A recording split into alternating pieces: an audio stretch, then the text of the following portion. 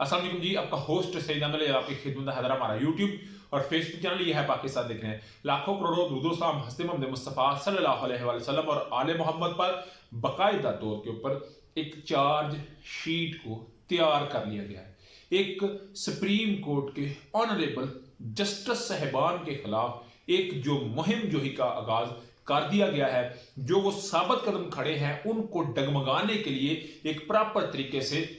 Press release जारी कर दी गई है, एक प्लान तैयार कर लिया गया है। और ये प्लान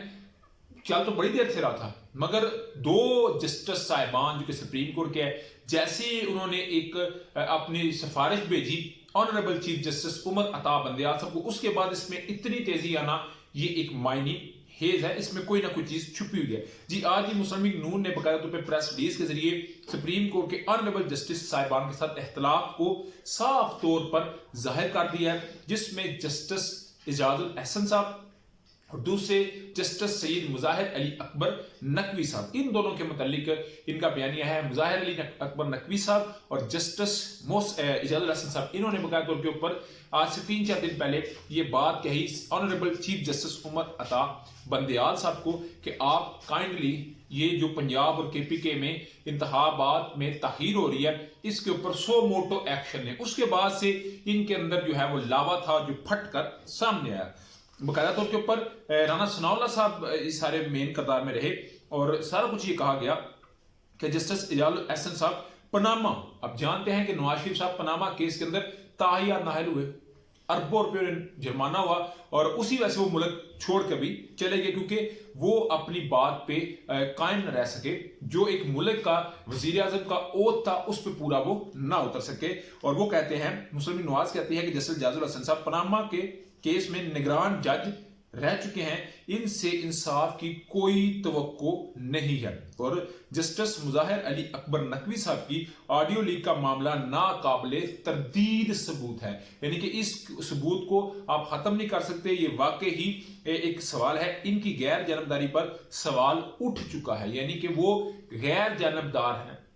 यानी कि वो गैर जानबदार नहीं बल्कि वो जानबदार हैं और पीटीआई का साथ वो दे रहे हैं। ये बात प्रेस रिलीज में कही गई। दोनों जज नवाज शरीफ और शहबाज शरीफ के खिलाफ फैसले दे चुके हैं, यानी कि वो कहते हैं जस्टिस इजाजुल अहसन साहब और मुजाहिर अली अकबर नकवी साहब दोनों नवाज शरीफ और शहबाज शरीफ साहब के खिलाफ फैसला दे चुके हैं, जिसमें पनामा केस को देखा गया, जिसमें पार्टी की लीडरशिप का केस रखा गया, जानते हैं सदारत का मामला बना था। उसके अलावा रमजान शुगर मिल्क केस को रखा गया है और कहा गया कि ये दोनों बाइस्ड है। ये मुस्लिम लीग नवाज इसके ऊपर बकायदा पे बात कर रही है। कानूनी और अदालती रवायात के मुताबिक मुतनाज़ा जज मुकदमात की समाज से रजाकाना तौर पर अलहदगी इख्तियार करे, यानी वो कहते हैं कि मुस्लिम लीग नवाज के जितने केस सुप्रीम कोर्ट के अंदर, चाहे वो नवाज शरीफ का किसी का भी है, तो ये दो जस्टिस उससे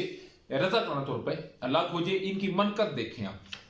मुस्लिम लीग नून दोनों जजेस को नवाज शरीफ और मुस्लिम लीग नून के मुकदमात ना सुनने पर ये एक दरखास्त देगी कि ये हमारे केसेस ना सुने, क्योंकि ये दोनों अगर केसेस सुनेंगे तो फिर इनको असल उन्होंने मेरिट पे काम करना है, उन्होंने तो वो काम करना है जो आइन और कानून और जो लॉ उनका कहता है, जो कानून कहता है, वो उससे पीछे तो नहीं हट सकते। मगर इनको चाहिए वो जो बाइस्ड हों, इनको चाहिए कि अल्लाह गरीके रहमत करे जस्टिस अब्दुल क़य्यूम साहब को, इनको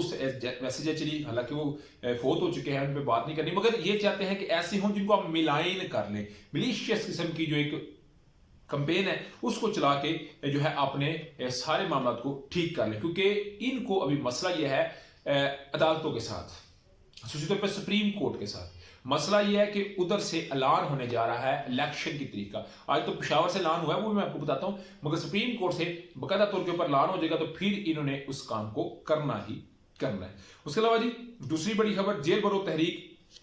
200 से ज्यादा कारकुनों ने आना था, मगर वहां पे तो समुंदर चेरिंग क्रॉस माल रोड के ऊपर उमड़ आया, जिसमें उमर सरफराज चीमा, असद उमर, शाहमूद कुरैशी, सेंटर वलीद इकबाल साहब, मुराद राज साहब, तुम्हारी की सारी दुनिया वहां पे खड़ी। जो लोग ये कहते थे ना कि इन्होंने कारकुनों ने गिरफ्तारी देनी है, सीनियर लीडरशिप ने गिरफ्तारी नहीं देनी, एक जनरल सेक्रेटरी खड़ा है, दूसरा वाइस चेयरमैन खड़ा है, तीसरा वजीर दाखिला साहब का खड़ा है, चौथा लामा इकबाल का जो है ना जी वो खून खड़ा है।